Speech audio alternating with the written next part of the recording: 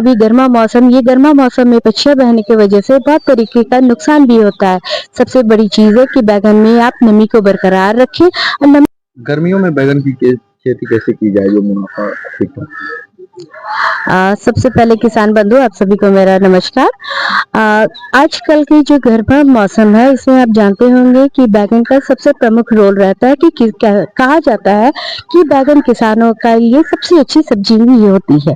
जहाँ तक की बात जानते हैं कि बैगन के बारे में, तो बैगन में कई प्रकार के बैगन होते हैं। कभी गोल मिलता है, हरा बैगन होता है, सफेद होता है, और फिर इसके बाद जाकर के गोल वाले में ही हरा और लाल दोनों पाया जाता है।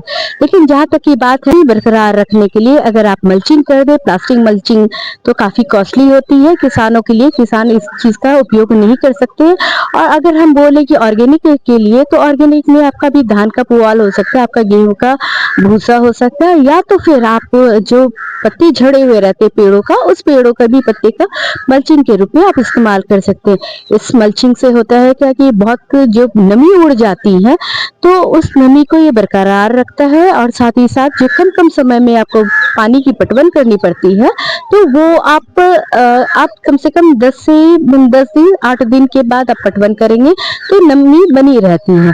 सबसे बड़ी बात यह है क्या कि आजकल होता क्या है कि जो फूल खिलते हैं तो उस समय आपका फूल झड़ जाता है, क्योंकि गर्म हवा बहने की वजह से वो फूल सूख करके गिरने लगता है। उसको सही रखने के लिए आप उसमें एक प्रकार की केमिकल आती है जो कि आप मल्टीप्लेक्स भी कह सकते हैं। मल्टीप्लेक्स 2 ml प्रति लीटर के हिसाब से उसकी आप छिड़काव कीजिए। उससे क्या होगा कि उसमें इतनी विटामिन बनी हुई रहेगी ताकि आपका पेड़ों का जो फल होता है वो फल नहीं गिरेंगे।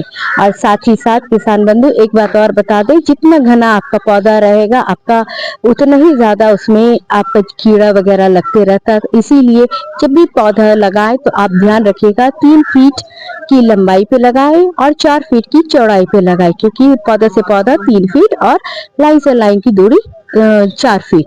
तो इससे क्या होता है क्या कि अगर आपका पौधा दूर दूर आप लगा देते हैं तो जो हवा बहती है या जो हवा बारिश होती है या उसमें कोई तरह का हमें निकौनी खुरौनी करना पड़ता है तो आसानी से हो सकता है, जिससे कि किसानों को कोई तरह का दिक्कत भी नहीं होता है और साथ ही साथ उस पौधे को पर्याप्त जगह मिलता है कि वो अपनी तरफ से फैल सके।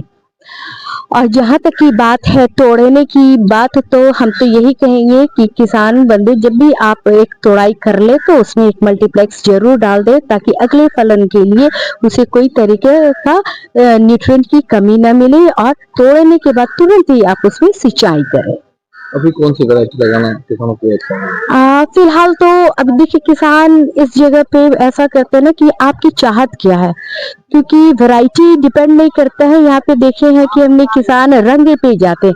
कुछ एरिया ऐसा भी है जहाँ हरा बैगन पसंद करते हैं, कुछ एरिया ऐसा भी है जहाँ की लाल भंटा बैगन या फिर लाल लंबा बैगन पसंद करते हैं। तो अकॉर्डिंगली ही आप किसान अपनी हिसाब से उन चीजों की चयन करें। कोई भी बैगन लगा सकते हैं? जी हाँ, कोई भी बैगन। लागत क्या कम आता है?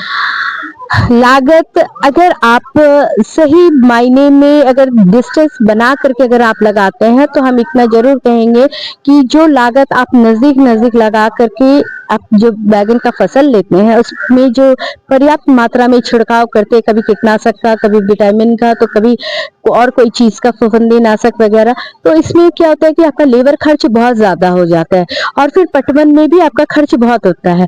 तो अगर आप इसको मल्चिंग कर लें, आपको इसको पलवार कर दें और फिर साथ ही साथ इसमें आप जो दूरी हमने बताया था स्पेसिंग, आप उस स्पेसिंग करके अगर आप लगा लेते हैं तो उसमें आपकी खर्च जो होती है लगभग 25 से 30% खर्च आपका घट जाता है।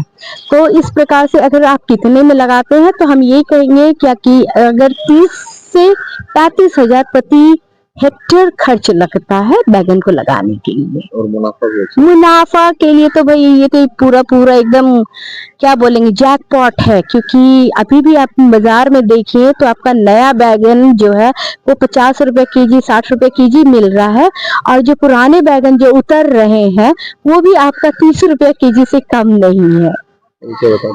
मेरा नाम डॉक्टर संगीता मेहता, कृषि विज्ञान केंद्र जलालगढ़। मैं कृषि विषय वस्तु विशेषज्ञ उद्यान